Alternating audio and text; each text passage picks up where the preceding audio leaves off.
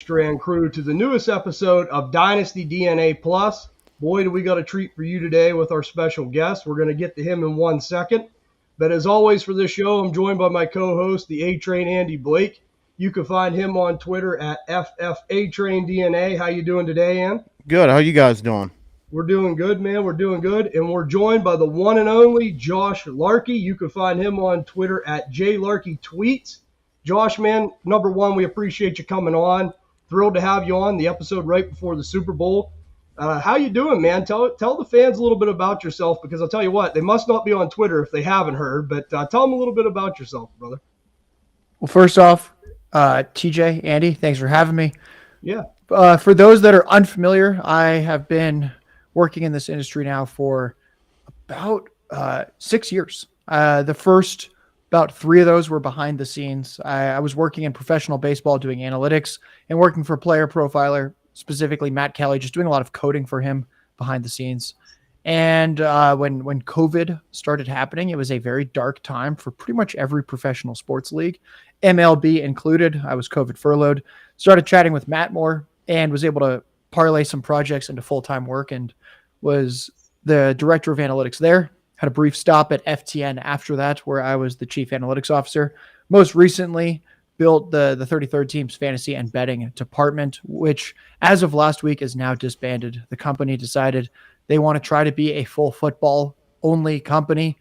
I wish them luck. I think it's very tough to have a football product without talking about gambling in any form, but I don't want to bet against them. We'll see if they can do it. Yeah. Well, hey, man, like I said, we appreciate the heck having you on, and we're looking forward to picking your brain a little bit with a lot of great questions, but we'll hop right into it here, man. It's Super Bowl Sunday this weekend. We got a lot of good things cooking. The Chiefs, yet again, are in the Super Bowl. This team looks a little bit unstoppable. I mean, kind of like the New England teams of the past.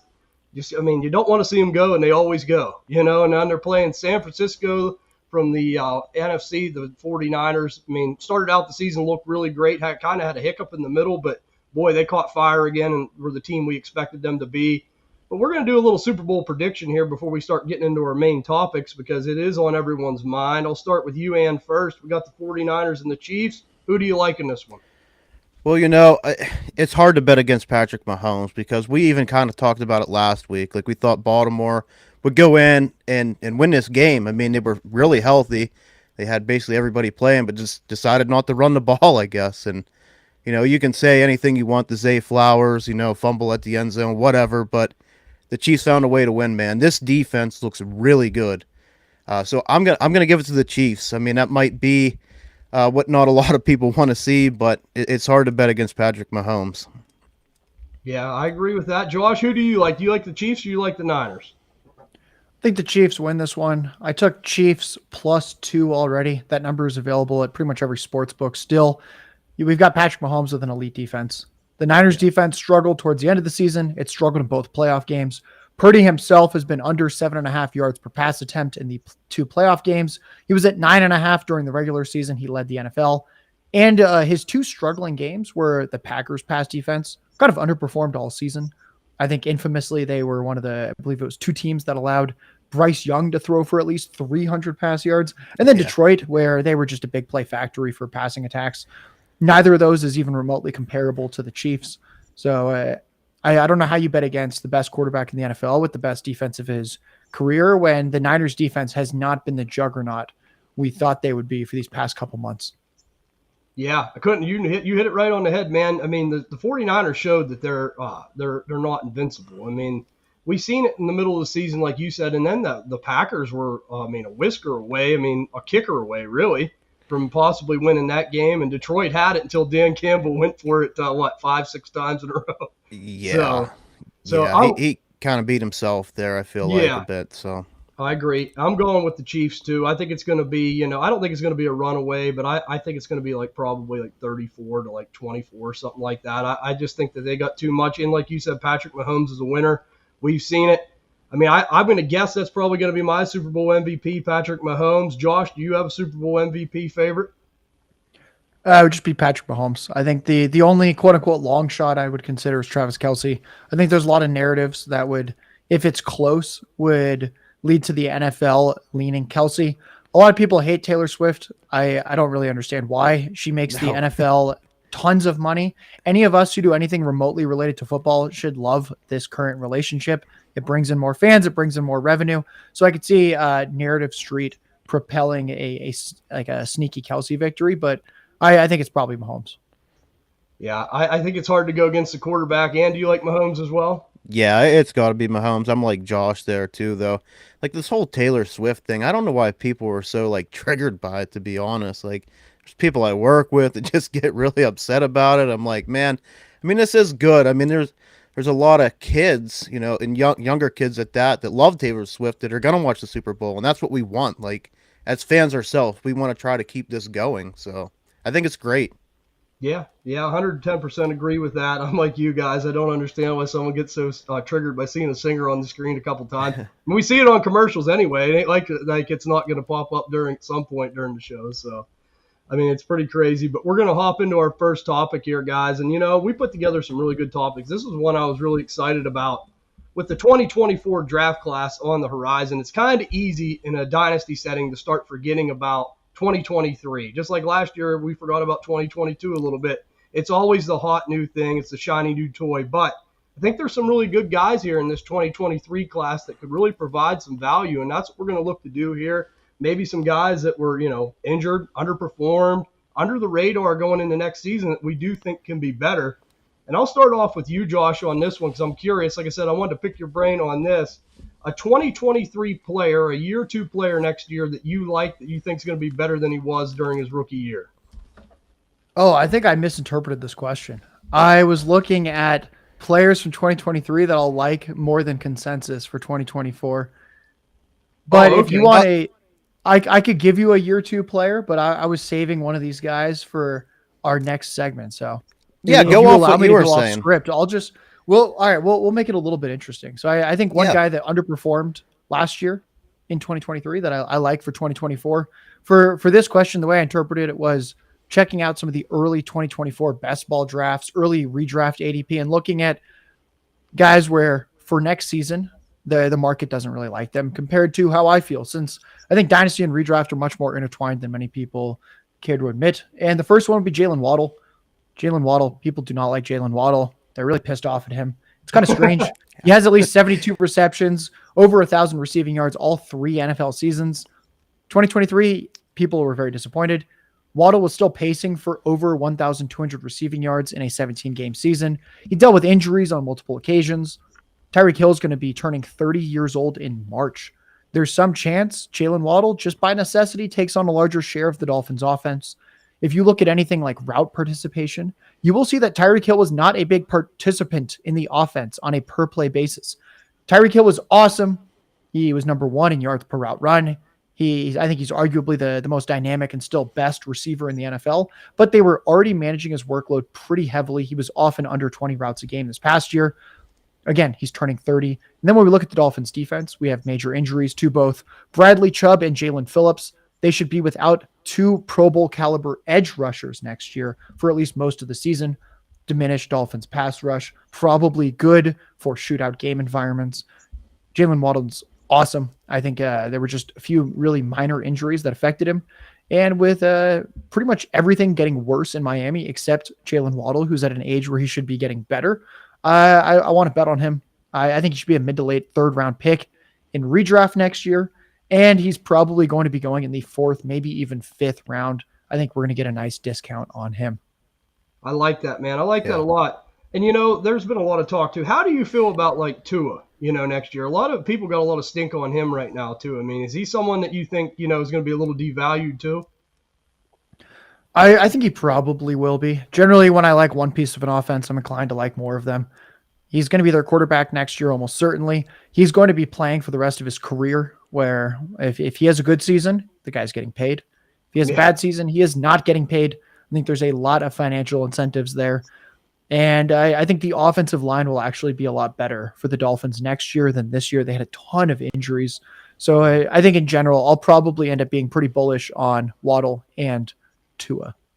I like it, man. Yeah. Hey, there's no denying they can put up fireworks when they're on. How do you like Waddle, man, going into next year? Yeah, I really like Waddle. I think kind of the big stink about him is he does, like, if you look, sometimes he has, like, he had a 7 point game, 7 point game, 10 point game, 17. So, like, I think people get a little bit, like, concerned with efficiency of, like, every week he's going to put up big numbers. He doesn't always do that, but still a great player. This is our second year doing this, and I thought Jalen Waddle would be a sell like my first year. I went back, I really looked into him. I'm like, damn, he's a buy. Like, he's always a buy. He's just a really good player. And then in an offense where, he's a lot like Tyreek Hill. I mean, he's just a dynamic player. So I think this offense fits him great. And yeah, I mean, I'm in on Jalen Waddle. Yeah, I think that a lot of people are really underrating him, man. And like I said, this offense in general. But how do you feel when Tyreek goes out the door, Josh? Are you a little worried with Tua and the company, or do you think you can find a way to fix this and keep it rolling? It seemed like he struggled when Tyreek wasn't there. I'm not really worried about that yet. Hill will be there next year. It's a make or break year for Tua. So I think that's kind of like a double hypothetical of like, what if Tua is there the year after next and Tyreek isn't? So I don't have too much of a take on that specifically. I think this will be the year where we try to figure out what's going on long term for them. But I don't think Tyreek Hill's in their long term plans. Yeah, and I'm glad that you talked like that, because I'll tell you, man, there's a lot of people that, ask that question. It seems like that's one that just comes up all the time people are concerned with. So it's kind of good we got to go over it. And I'm kind of glad you gave Jalen Waddle a shout out. And he's probably due to get paid too. So it'll be interesting. They'll have to be bringing the bank trucks back up to Miami here before long and start paying some of these guys. And I'm going to cruise over here to you. 2023 player that you like, that thinks going to have a bounce back year? I got Tajay Spears here. So going off that 23 class, he's just a player that I've really been touting for. I loved him in Tulane. He's a very efficient runner. He averaged 4.53 yards per carry even in Tennessee. You go back to his Tulane days. Now, he was injured a couple of them years. We got to take that in consideration. But he never averaged under 6 yards per carry. He didn't even catch a lot at Tulane, but we've seen him use in this Tennessee offense. He actually caught a lot of balls, and he looked really good doing it. We pretty much know Derrick Henry's out the door. I mean, he waved to his fans, kind of said his goodbyes, so sad thing to see, but it's great for Tajay Spears' shares right now. On Sleeper, his ADP is right around 75, so he's right around that 6-7 turn in your startups, so I really like him there. That's kind of that zone where, especially how I draft usually 0 running back, so I can hit quarterback, receivers, whatever. And then I can take a shot on one of these younger guys that I just don't think that the community's quite up to where he needs to be. Now, again, we're worried about the medicals. Seemed like Tennessee wasn't necessarily as worried about the medicals. He ended up being a 3rd-round pick. So that's all I need to know. I mean, I'm not a medical professional. I know he has injuries, but and then again, going back to the Senior Bowl, they asked him, they said, Tajay, could you be a 3-down back? He said, I'm a 4-down back. I love that attitude. I love that he wants to be on the field every play. And I think he's capable of doing it, man. And if you are worried about medicals, in my opinion, maybe just sell them after a couple years. Get them a couple years production. I'm always doing this with running backs, man. I'm trying to get in and get out, to be honest. Like, get a couple years production, move on. Can I trade him for a receiver? Like, if he's valued, so high at some point, and there's a guy like Jalen Waddle that's devalued, what do I need to give with this running back to get this, star receiver that I feel like going to be in the league longer, and also that's just going to, provide points on a longer basis. So, it's Tajay for me. I like it, man. Do you like Tajay Spears headed into next year, Josh? Yeah, I think he's a decent bet when it comes to the running back position. The way that I play Dynasty with running backs is outside of the elite guys, Breece Hall, Bijan Robinson, Jahmyr Gibbs types. I'm looking at a 1, occasionally 2-year window for these running backs. Yep. Like you mentioned, Andy, like if you're just trying to hold running backs in Dynasty, you're going to be losing a ton of value. Your Dynasty teams are probably not going to be very good. They're probably going to feel really old really quickly. So I think Tajay Spears is a good player to bet on for his 2nd season. I have no idea what the future holds after that, but I think I'm pretty confident he's gonna have a bigger role next year. Yeah. And I think there's a good chance that in year 3 he has some type of interesting role as well. So I don't see why we're not going to be able to start him for at least the next 2 years. And another thing that we've done, we have scouted this running back class. There are some players that are good, but it is a little bit weaker of a class. So I think that makes me inclined to buy one of these guys because you don't really got to worry about them getting replaced. Yeah, I'd agree with that. I think if you have some fringe receivers in Dynasty, that's what you should be much, much, much more concerned about. Yes. With how stacked the 2024 class is at receiver, there's a real chance we don't see a single running back go in the first 2 rounds of this upcoming draft. Absolutely. Yeah, I agree with that. Well, the one player from the 23 class that I like that I think is going to take a step next year is Jaden Reed, the receiver from the Green Bay Packers. I mean, this guy down the stretch looked like a monster. And this offense, I've said it time and time again, and I'm kind of anxious to get your feelings on them, Josh. Like, this is an offense I kind of like. Like, I kind of want to get in on a little bit early. I like Matt LaFleur. I like what they got going on there. I do think they need to bring in another running back, but we know Christian Watson can't stay healthy. I mean, this guy's just a soft tissue injury walking down the street. I mean, it happens all the time with them. Romeo Doubs is kind of just a normal guy, but it seems like to me Jaden Reed's a guy they like to get the football to. They try to manufacture touches for him, kind of like a mini Deebo Samuel.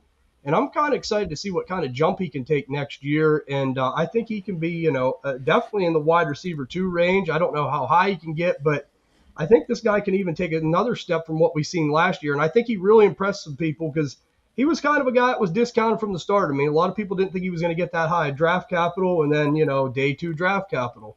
I mean, second round to boot to a team like Green Bay. And then, a lot of people thought, well, he's not going to get many more opportunities right away. He's going to be a special teams guy. Well, he was on the field quite a bit, and he did get quite a few opportunities. And like I said, down the stretch, he just come on, man. He got better and better, and I think it's a good sign for next year. It's the kind of players they have there that make me feel good about this too, because they wasted a lot of picks on pass catchers last year. I don't know if they're going to go back to that well so much this year in the draft. I don't know if they really have the ability to I mean, they could, but it seems like to me they could go a lot of different directions, and I don't know if they're going to waste as much capital on pass catchers this year as they did last year. But I kind of like Jaden Reed heading into next year. I think he's a good sneaky player that could, be a little better than people think. What do you think of Jaden Reed, Josh? That actually segues perfectly into my other guy that I was going to bring up on this section, which is Jordan Love. We talked before about how if I like one player in an offense, I will generally like at least one more player in said offense. Love in his first year as a starting quarterback was second in the NFL with 32 passing touchdowns, 7th in passing yards, 11th in quarterback rush yards, 7th in quarterback rush touchdowns. That's all awesome. And again, first year as a true starter. Christian Watson was out or under 50% of the snaps in 9 games. Jaden Reed was out or under 50% of the snaps in 6 games. Tight end Luke Musgrave was out or under 50% of the snaps in 8 games. This was the NFL's youngest offense overall. Jordan Love still performed well. Early best ball and fantasy drafts for 2024, he's going quarterback 11. I think this guy has legitimate top 5 fantasy upside in 2024, where he does a little bit with his legs and a lot with his arm. I think the archetype of what that could look like in fantasy is some of those great seasons from Justin Herbert and Joe Burrow. I think that is very much in the range of outcomes for Love this upcoming season. I'll tell you what, Josh, that warmed my heart because anyone that listens to this show knows I'm a big Jordan Love guy. Even before the season, Andy can attest to this. I was saying he was going to be way better than people thought. And I'm like you, this offense is young. That's exciting. And I think Jordan Love even can take another step next year. And Matt LaFleur. I love these offensive coaches that really, really are dynamic. That's what you need in today's NFL. But what do you think of Jordan Love and the Jaden Reed connection in Green Bay? And do you like both of them guys going into next year? Anybody listen to the show, again, you know I love it as well. I mean, even guys like Dontavian Wicks stepped up in the role for Christian Watson whenever he was out. I thought Jordan Love did a good job spreading the ball around too. I mean, they made even Tucker Kraft. He has some decent games. Green Bay is a team. They're a young offense that I want a part of, and we've mentioned this before that guys like Musgrave. I want these guys. They're at a discount right now. Even like Jaden Reed, even Jordan Love still. I did hear in a startup the other day that he was the 112. I love the pick in a startup. I absolutely do. A lot of the drafts that we've been in, he's been gone back end of the second, even early third. So I mean, huge. That's huge. So if you can get Jordan Love, especially, so you go through, you get somehow a CJ Stroud, and then you pair him with Jordan Love, you're looking good for a long time, in my opinion. Yeah, absolutely, man. 110%. He's an exciting player, and this whole offense is exciting, just like we talked about. But you see, I mean, great minds think alike, Josh. I was able to just pivot right into your next player there, and it worked out really well. So we're going to hop over here to and again, and a 2023 player that you think you can find value on next year. I'm going to go with Michael Wilson here. He's a bigger receiver, ADP right now at 129, and he's he's somebody that we all just assume Marvin Harrison's going to be an Arizona Cardinal. Marquise Brown is a free agent, but they haven't hit the button on Marvin Harrison Jr. yet. Will they? I still think he could, at worst, be the third option. I mean, Trey McBride's really stepped up here. So, again, I think he's going to have a role. So I'm looking down through. I mean, there's guys like Wan'Dale Robinson going ahead of him. I would much rather just gamble on a guy like Michael Wilson, in my opinion. Tyler Lockett, who's had a great career. He's a great player, but we did see him start to take a step back, and we just don't know if we're ever going to get that production out of a guy like Tyler Lockett. Jahan Dotson, we all know I'm not a big fan of Jahan Dotson. I would much rather just gamble on Michael Wilson. So these are guys like Treylon Burks, Quentin Johnston, which I know can probably be a little bit controversial, but I'd rather just gamble on a guy like Michael Wilson. Yeah, if you can get a plus, especially. What do you think of Michael Wilson, Josh, going into next year? Because I think this, and the Arizona offense in general, do you see them with Kyler being back, being healthy? Could they take another step plus this high draft pick they have? Yeah, I'd say in general, I'm probably going to be pretty in on the Cardinals offense for next year. I think personally, I'd probably wait 2 more months before trying to scoop up Michael Wilson. I'd be absolutely shocked if the Cardinals don't take an early wide receiver in the NFL draft. That should hurt Michael Wilson's kind of value in Dynasty, his ADP. And I think that's kind of the time that I would grab him. I think right now he's affordable, and I think he'll be a better value even when end of April, early May begins. Yeah. Yeah, that's a good point because I feel like they could definitely, and they probably should. I mean, is Michael Wilson a wide receiver one? I mean, he's not an alpha. I mean, he has alpha type traits as being a bigger guy, but really quick off the line and reliable hands. But like, he is no Marvin Harrison. So yeah, that's a good point, Josh. I do like that. And some of these guys, like I want to add too, like they're good throw-in pieces. Like, just give me Michael Wilson. We'll make a deal. You know, I love to make moves like that. Yeah, just to get that little extra on top, it never hurts. Yeah. And I do think a lot of this is going to depend on what Chicago does with that pick at the top of the draft. I mean, they could really throw things for a spin. And I'm going to ask you that, Josh, just kind of a spin-off question. What do you feel? Do you think they trade that pick, or do you think they hold it? I don't have a strong take on that. I do have a strong take that they'll go quarterback, though. I think if they're trading back, it's probably to 2, and then they take Drake May. I think what they saw last year is that Justin Fields is certifiably not the guy. I think the best example of that was that final game against the Packers. What Jordan Love was doing, Justin Fields has never done, and I don't think he ever will do. So I think they just caught a glimpse of that, and they go, wow, we've got the Lions looking like a juggernaut in our division. We've got the Packers who look like one of the next potential dynasties in the NFL with how young that team is. And I think then they look at their team and they go, Justin Fields is not the guy that's going to elevate all this talent. It's not that I think he's a bad player necessarily. Right. I've been pounding the table for the Falcons to trade for him. I think he'd be pretty fun there as kind of a supercharged Desmond Ridder, Marcus Mariota type from what they've been having the last couple of years. But this is not a guy that you truly want to build a long-term franchise around. Yeah, and I'm glad that you said that. I feel like they're going to go quarterback too. Which route they go, I don't know. But I was just kind of curious what you thought, because a lot of people are saying Washington could possibly take Marvin Harrison at 2.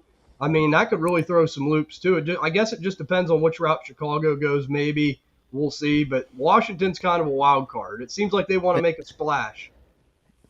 Yeah, absolutely. And going back to the Justin Fields stuff, I mean, I think a big problem with him is turnovers. I mean, he's had 38 fumbles in 40 career games.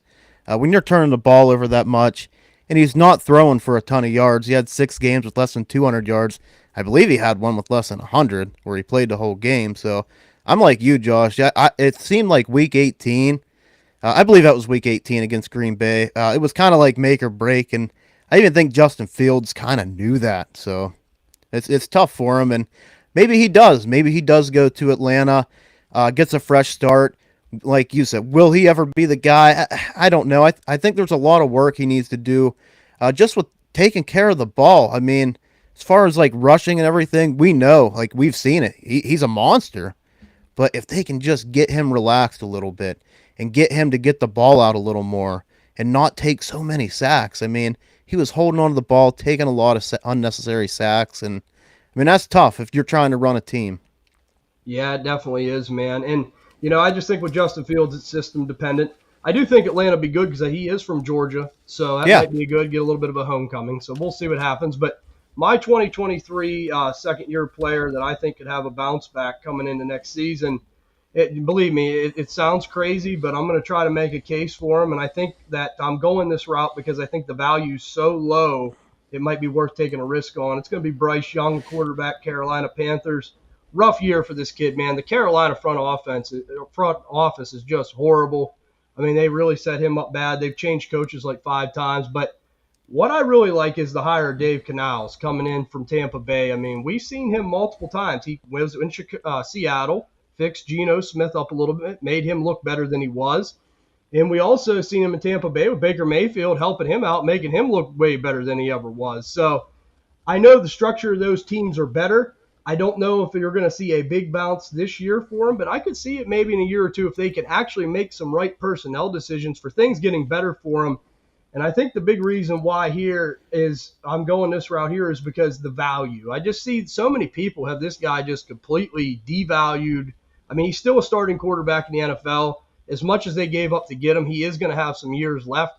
I would definitely not overpay for him. I'm not advising that any way, shape, or form. But again, if you could get him as a rebuilder in a nice trade as a throw-in piece, if you could possibly, get him later in a startup draft, he's going right around the 10th round right now in startups for, a 22-year-old quarterback. That's, pretty low. So I just believe in Dave Canales. I think that's really what's going to help Bryce Young. I think it might take some time. I don't think that he's going to walk on water next year. I still think there's going to be a struggle with the way their team's set up. But I could see a situation in maybe 2 years, 3 years where it could get better. I don't ever see him being a high-end quarterback one. I think his ceiling's always going to be maybe around like 15 to 18, more of that high-end quarterback two. But I think for how devalued it is, I think that I would be willing to take a chance for the right price if he was a throw-in piece or something like that. But I wouldn't sleep on him because I do think he got the right coach, and I do think that'll help. How do you feel about Dave Canales going into Carolina, Josh? And do you think that there's a way out of this mess that they could be a little bit better next year? I thought Dave Canales was the perfect hire for what the Panthers needed. This is not a team that will be good next year. They're hoping to be good kind of multiple years in the future because they don't have a first-round pick this upcoming season. No. And it's pretty hard when you're the worst team in the NFL and then don't have a first-round pick to suddenly just turn it around in 1 year. I think it's at least a 2-year problem. And I think what you want at this point is just shots on upside. I think Canales is that. We saw him resurrect Geno Smith's career. Then the next year we saw him, or this past year, we then saw him resurrect the career of Baker Mayfield. I have no idea if Bryce Young's next. I don't want to say it's definitely going to happen or it won't happen, but I think the pieces are in place where that's the type of kind of home run swing that you want to be in the building, kind of setting everything up. And then with Bryce Young, I mean, he's going to be starting this year. He's going to be starting in 2025. I don't really know what's going to happen after that, but I'd be surprised if he doesn't get at least 2 more years. And the situation really just cannot get worse. It seems like all indications are they're making a big free agent splash at receiver again because they don't have their first-round pick. So who knows if it's T. Higgins or otherwise, but I'd be very surprised if DJ Shark and Jonathan Mingo and Adam Thielen are the receiving core next year. Yeah, I think a Michael Pittman would be great there. If somehow they could pry him away from the Colts, someone that's just reliable, you can just throw it up to him. Kind of like a Mike Evans type guy like how Baker had. When all else fails, just throw it up, so that wouldn't hurt. But, I mean, what do you think of Bryce Young, Dave Canales, in this offense in Carolina and next year? Yeah, I agree with Josh too, man. It's just a perfect hire. I mean, as he went back and Geno put up numbers that he's never done before, and Geno's been in the league for a while. Baker's been in the league for a while. I mean, these guys have been with multiple coaches, and Dave Canales is the one to do it. So that's who I would want to bring in. As far as who they bring in, it would be great if it was T. Higgins, but we got to know there's 31 other teams that are going to be after this guy. But the thing with Bryce is, you look at guys like Jared Goff. Peyton Manning, them guys didn't do the best their rookie year. So he kind of had big shoes to fill with very limited. I mean, Adam Thielen, of course, how old, but playing in the slot. It was just kind of a weird thing to happen. I would have liked to see Mingo maybe be in the slot a little bit more. Just see what you have. You're not going to win. You already lost your first round pick. So who else could they bring in? I mean, Marquise Brown could be in the market. I think that would be better than what they have. Really anybody. I'm like, Josh, does it get any worse? Like, I think the only thing that would get worse if they signed one of these big guys and knock on wood, they get hurt or something, or Bryce gets hurt. So, and that's another thing that you got to be a little bit leery of as well. I mean, he seems like he can take hits, but he is a smaller guy. But whenever you're getting him, a late first round pick, early second round pick, I mean, guys just are already out on him. I want him. I mean, I want him from them kind of prices. Yeah, very rarely do you get a starting quarterback that was picked as high as he was the year before for that kind of price. And yeah, and like Josh said, that's the kind of swing you want to take. And I do believe in the coaching hire, as you both said. I think that's the biggest thing here. I think that's what really has hope for me with Bryce Young. So we'll see what happens. I mean, if Baker Mayfield can do it and Geno could do it, I think they could eventually get there. And I do agree with Josh. Kind of, we're on the same page here. I don't think it will probably be next year. It might be 2-3 years down the road, but I do think it gets better than people think. But we're going to hop into the next topic here. Well, it's startup season, man. I mean, one season ends, another begins. There's a lot of people starting in their startup drafts, and we all love to find value in our startup drafts. I mean, in this 2024 with the new ADP, where can we find it? I mean, some guys that could be possible league winners, and you could get a really good value on them. I'm going to start with you on this one, Josh. For ADP startups for 2024, a value player, who do you like? Is there for your first option here? So I've got a running back and a receiver. We'll start with the running back. We're going to go Jaylen Warren. I was told to look at the sleeper ADP. His current ADP there is running back 25, just behind Aaron Jones at running back 24. Aaron Jones is 29 years old, lengthy injury history. And if you look at his contract, he's got 2024, and that's kind of it. We know what happens in Dynasty with these aging players. The second anyone even realizes that the end is coming, they are pretty much worthless. If we look at the Steelers and what they're trying to do, they brought in Arthur Smith as their new offensive coordinator. Arthur Smith runs the ball. I actually don't hate the hire. Some people hate it. They're so angry at him for being the head coach of the Falcons. But if we look when he was actually offensive coordinator with the Titans were pretty awesome for fantasy football, especially in the run game. Ryan Tannehill was actually quite good. A lot of that was passing touchdowns.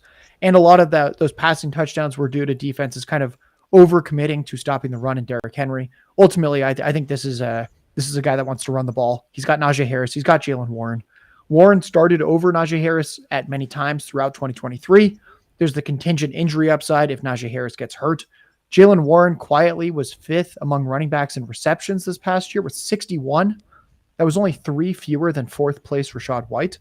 So clearly he's an awesome pass catcher at running back.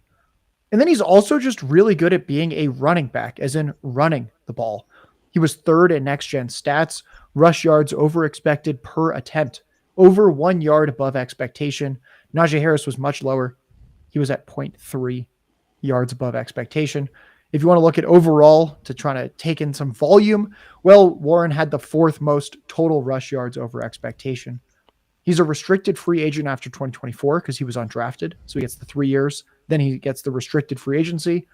I'd be absolutely shocked if the Steelers don't keep him. So you're basically looking at him in 2024 and in 2025, both with Arthur Smith, who's run heavy. Najee Harris is a free agent after 2024. I think there's a really good possibility that Jaylen Warren has the backfield to himself for 2025. And just that possibility alone should keep his value up throughout 2024 as well. So Jaylen Warren right now running back 25. I don't really see how the value goes down. I only see how it stabilizes or goes up over the next 12 months. Yeah, I love it. What do you think of Jaylen Warren next year, Ian? He was almost my pick as well, and I'm kind of glad I didn't because you ended up taking him. But, we are from around Pittsburgh, and this is a guy that we really like. I mean, we seen it right away in the preseason because at first we were kind of like, nah, it's Najee's backfield. But as you started watching preseason, you started seeing Jaylen Warren really be involved, and especially catching the ball.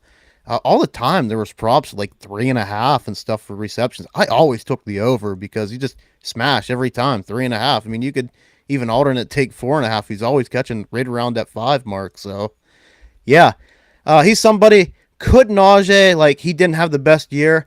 I thought maybe Najee could even possibly be a holdout candidate. And if he is, they're not going to pay him. They have Jalen Warren. So I think either way, Jalen Warren's really safe, and he's only going to gain value from now clean till, the start of the season and even beyond.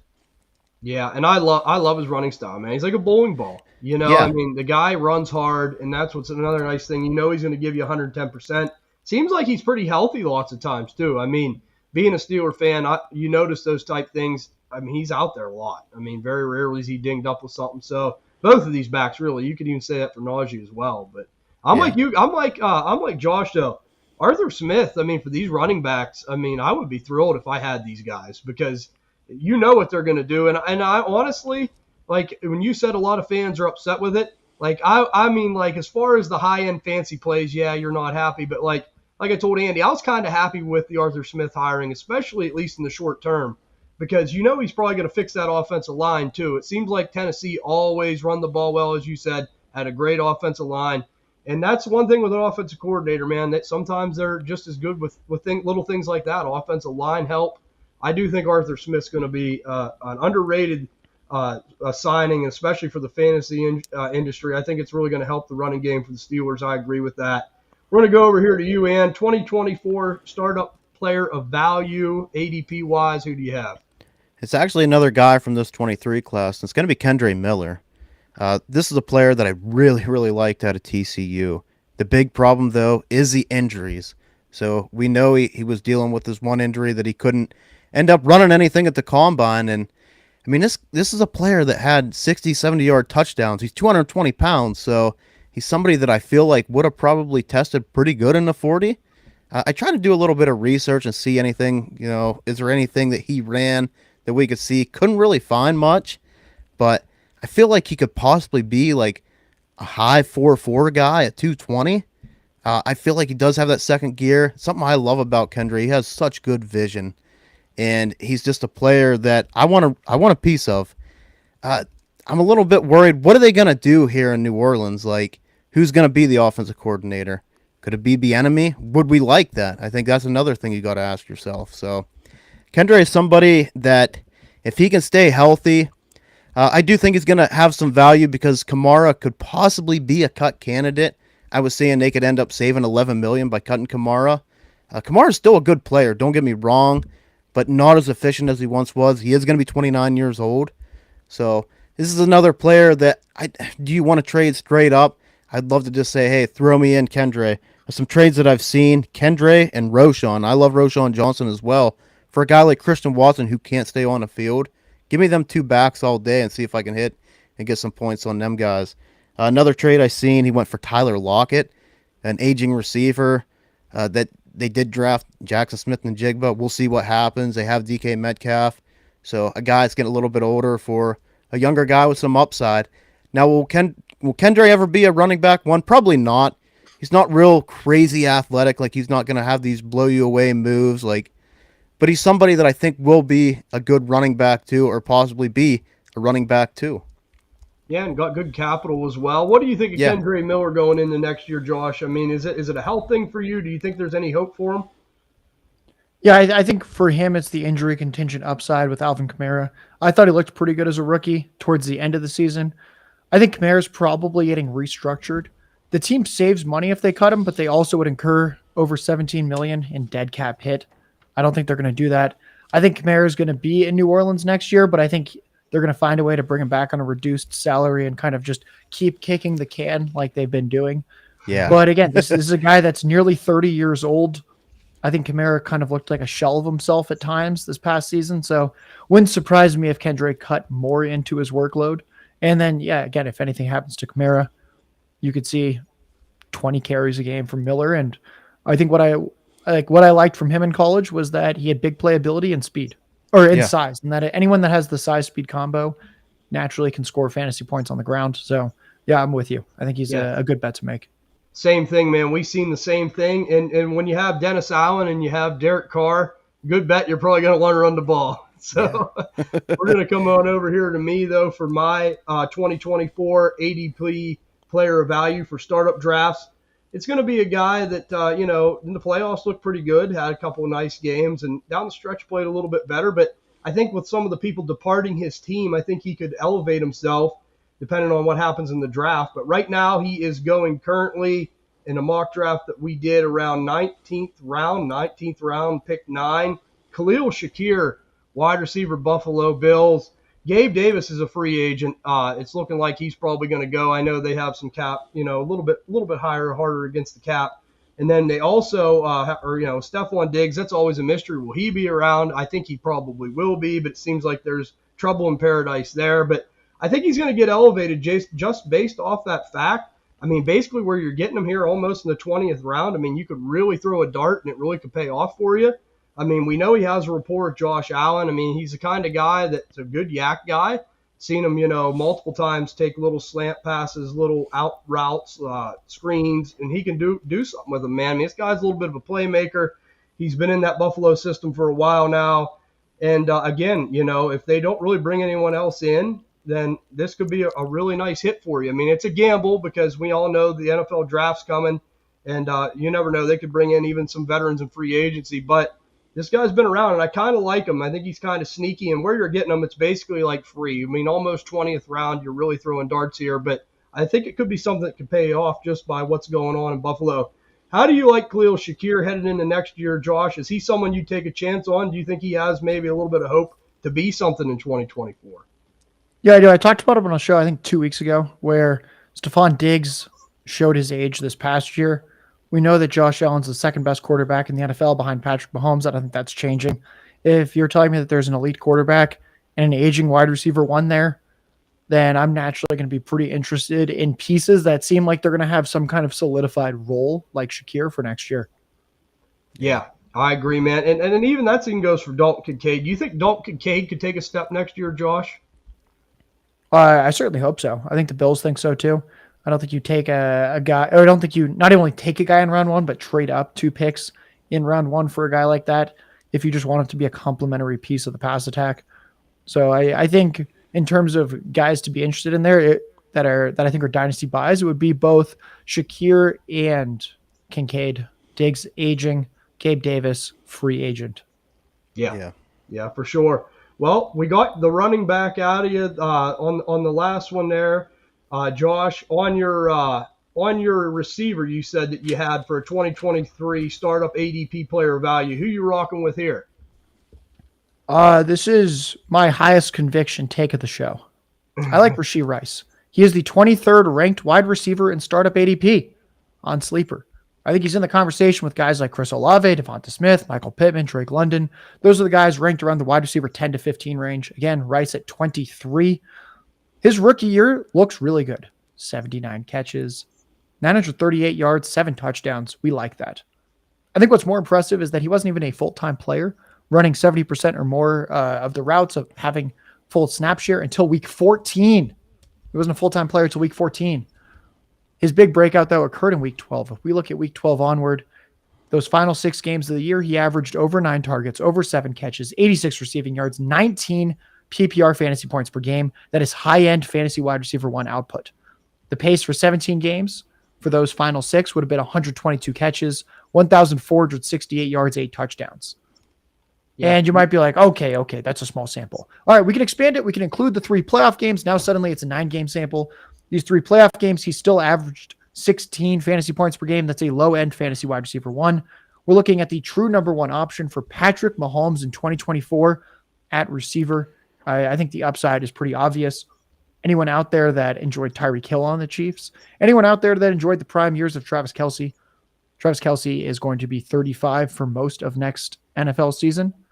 I think Rice is pretty cleared to flirt with a 30% target share from Patrick Mahomes. He's good after the catch.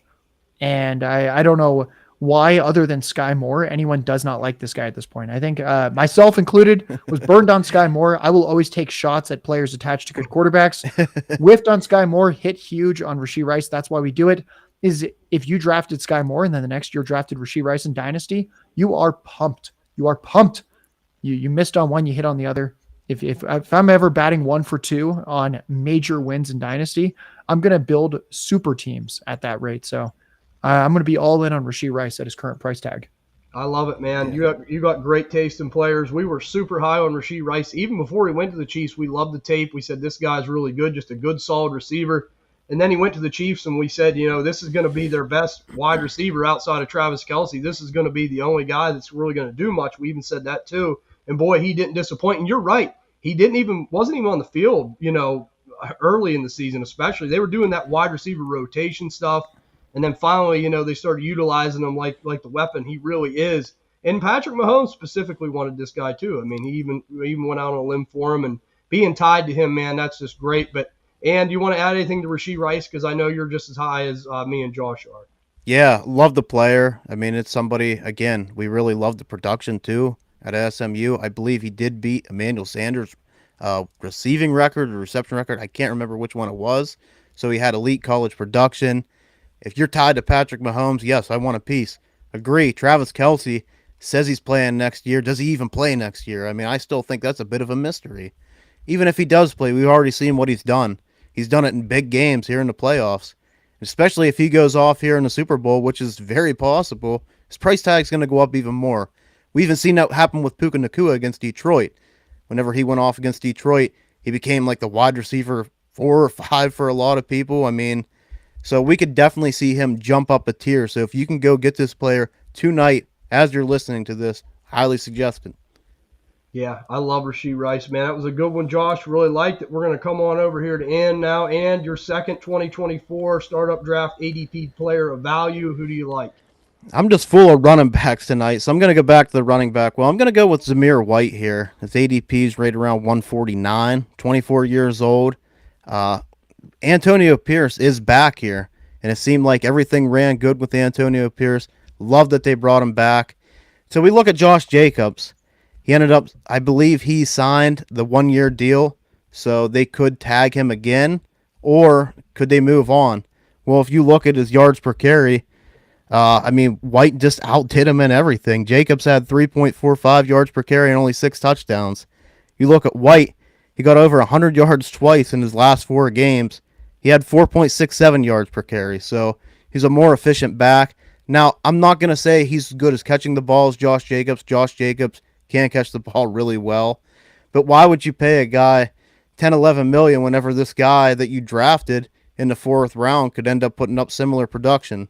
They could easily bring somebody else in to kind of maybe be a satellite type back that does catch the ball, but I think he could be maybe a bit of like a ground and pound guy, early down guy, nothing too crazy, but could he be a running back too? I love these guys. I mean, that's how you win.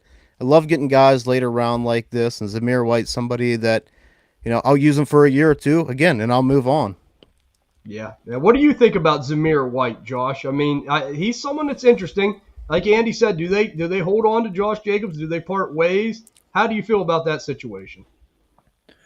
I'm really not quite sure what they do. I think the most, I'd say most likely outcome, and by that I don't mean 50% or more. I just mean a lot of outcomes are pretty low probability. I think the most likely would just be Jacobs in some form returns. I think that's kind of the guy that Antonio Pierce would like, a guy that's hard-nosed. I think he'd also like Zamir White, and I think there's a really solid chance as well Jacobs isn't there. Zamir White had those 4 games as a starter to end the year, at least 69 rushing yards in all of them. He was over 110 rushing yards 2 of those 4 games. And I think more importantly for Zamir White and the quote-unquote upside is that he had 4 targets in one of those games and 6 targets in another. So it kind of erased the concerns that they would absolutely refuse to use him as a pass catcher. Right. That's good for his fantasy upside. If the guy had 17 or more carries in all 4 games and 4 or more targets in half those games. So that's nearly the Josh Jacobs workload. I don't know what more you want there. I think it's obvious what we need from Zamir White. You need either Jacobs to leave or Jacobs or another guy to come in and get hurt, just like what happened last year where Zamir White was one of the league-winning players at running back where, yeah, he's sitting on your dynasty bench all year, but hey, when it mattered most, the guy delivered fantasy points. Yep. Absolutely. Yep. And two, hey, what's the worst that's going to happen? Where you're getting him here, he could be a good handcuff for you. And two, if you do the zero running back strategy, I mean, a lot of these guys we talked about, Jalen Warren, Zamir White, I mean, you throw something on the wall and it sticks, and you build a great team around them guys, it could really pay off for you. So it will be interesting. I think Zamir White's a guy that, where you're picking him, you're not going to get hurt either way, just like Josh said. Even if he's on your bench, Josh Jacobs has never had the cleanest bill of health. We know that.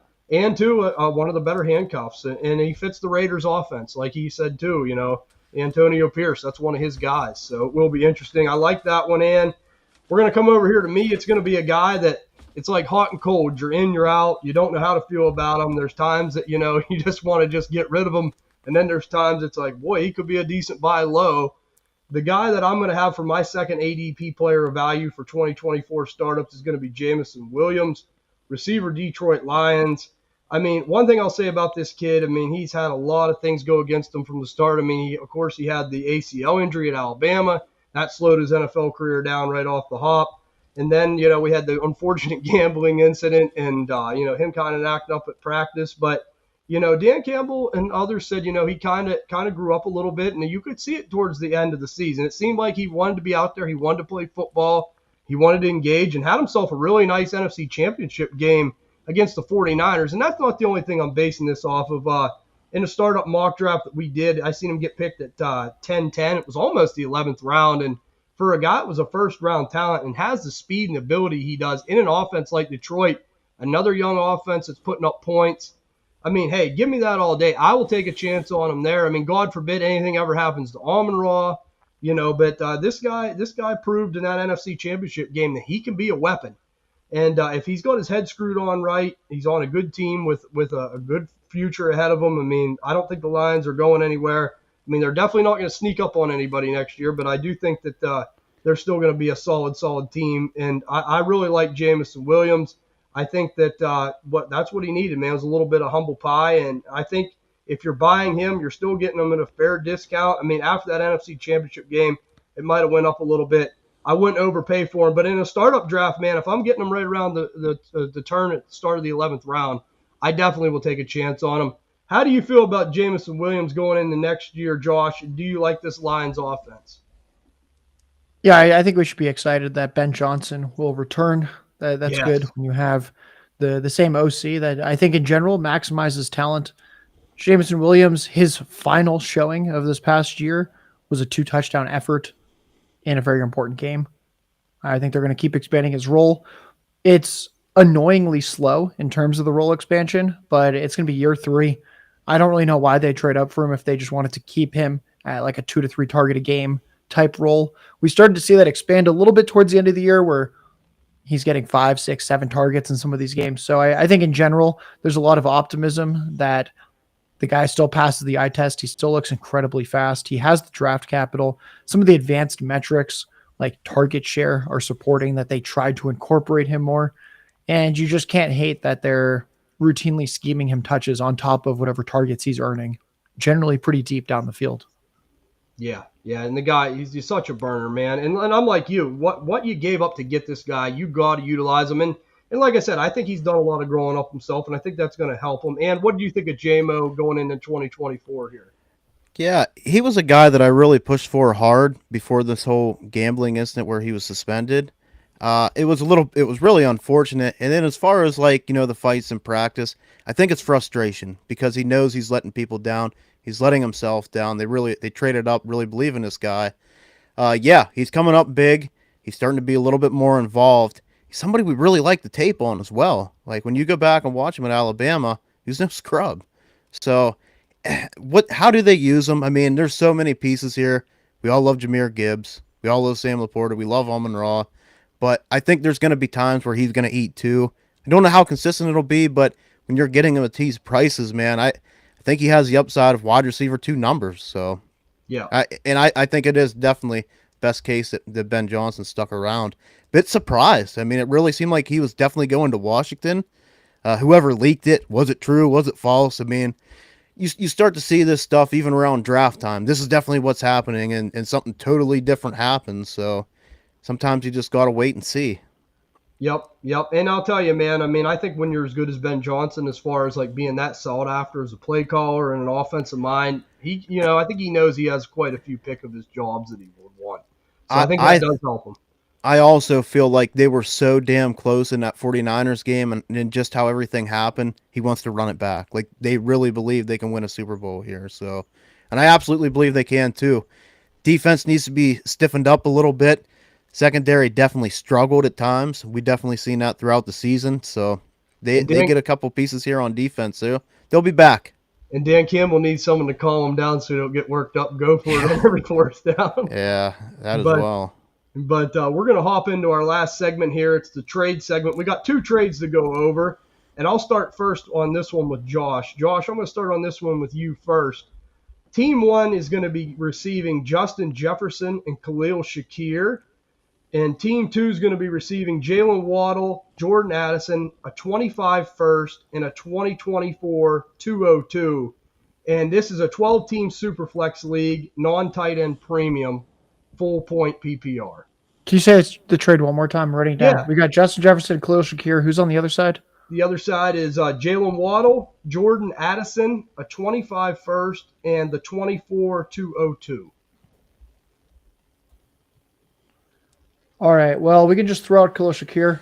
It doesn't matter with how good these players are. We can throw out the 2024 202. That doesn't matter either with how good these players are. It seems like we're looking at Justin Jefferson for Waddle, Addison, and a 2025 first. Sounds pretty fair to me. It's pretty close. Yeah. Anytime it's fair, then I'll just stick with the best player and just keep Jefferson. But I don't really have a strong take here. I actually could see either side winning this one. So I think that sounds like a pretty fair trade to me. I think it also depends on your team build. Like, we got to look at the team. That's why sometimes these questions can be a little bit harder. You know, do you need depth? I mean, these aren't even depth players. I mean, Jordan Addison's looked great. We love Jalen Waddle, and you're getting a first on top. But, yeah, I picked out some trades, I thought were very, very close.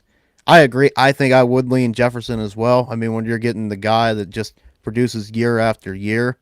But, yeah, I think you got to go off team construction too. Yeah, I'm 110% with you guys there. I think it's fair for both teams. But, yeah, I'm like Josh. When it's fair, I go for the best player. And, we've seen Justin Jefferson do it even with bad quarterback play. We've seen it with Nick Mullins, people like that. So, I mean, I would feel more uncomfortable getting Justin Jefferson. But at the same token, if I'm the other team, you got a fair return. So, because lots of times whenever you're trying to trade for a player like Justin Jefferson, and I'm sure Josh knows this, you get a lot of insulting offers coming in your inbox. So, at least this one was pretty fair for both sides.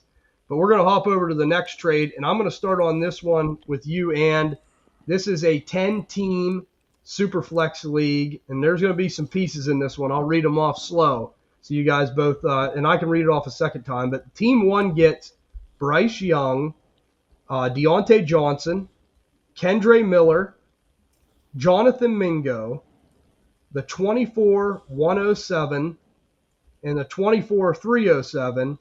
And Team 2 gets Justin Fields, Rashad White, Rashid Shaheed, and David Njoku. Yeah, I think I'm going to take this Bryce Young side. Also getting the 107. I think you're going to get a pretty good piece here in a Superflex League.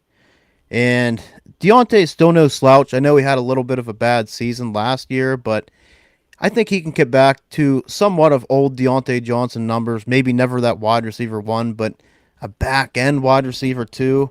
Mingo's somebody I'm not necessarily out on. Not necessarily in on either, but just kind of see what happens. And we know how I feel about Kendre.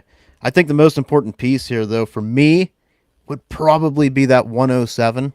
I'd like to see what I can get there. Could Dunze fall or somebody like that? Looking at the other side, Justin Fields is somebody that I'm not as high on. He probably will get another shot. Don't know how that'll go. Rashad White, we all love Rashad White, but he is a running back. We're only going to be in how much longer? Another year or so?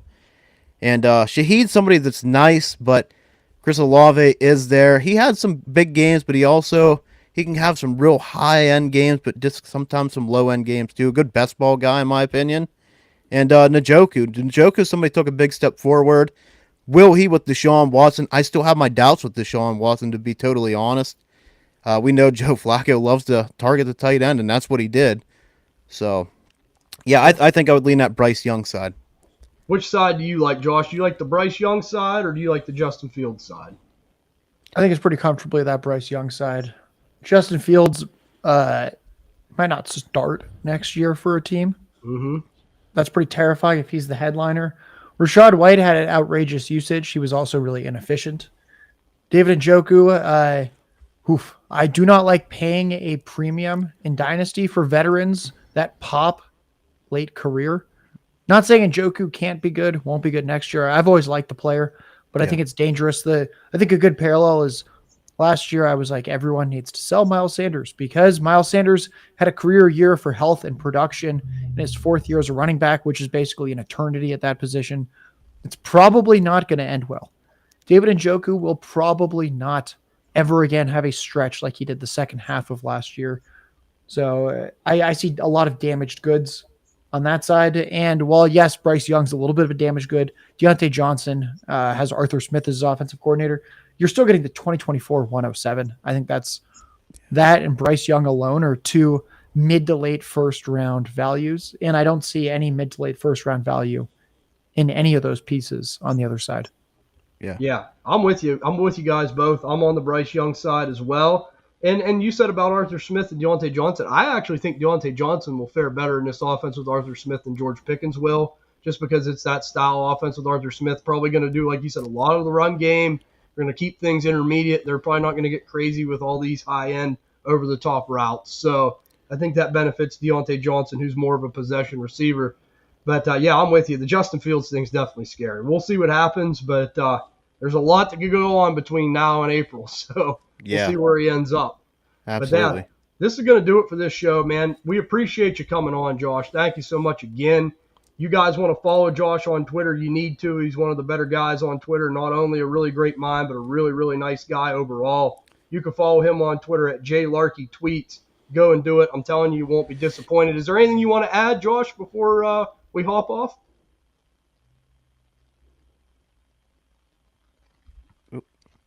Oh, I was on mute. I was going to say, no, I think that's it. Thanks for having me. This was fun. I always like chatting Dynasty. So, yeah, I thought this was – I think we'll give some actionable, thought-provoking info to the listeners, and can't ask for much more than that. Absolutely. Thank you for making time for us. I know you have a busy schedule and, just life happens and just everything going on. So we really appreciate that. Yeah. For sure, brother. We appreciate it. And everyone, we hope you enjoyed the Super Bowl this weekend. Have a lot of fun. Stay safe. As I always mention, follow Dynasty DNA on all the major podcasting networks, whether it be Spotify, Apple Pod, Stitcher, Google, Amazon. We're on all the big ones. The support's been great. You guys are the best. If you could and you enjoy the content, please 5-star and follow. It means the world to us. You guys are the best, the DNA Strand crew. You guys are the best out there in the world. We appreciate all that. Check us out on YouTube. Follow us on Twitter at DynastyDNA_. We hope you guys have a good rest of your week, and we will see you all on the next episode of Dynasty DNA Plus.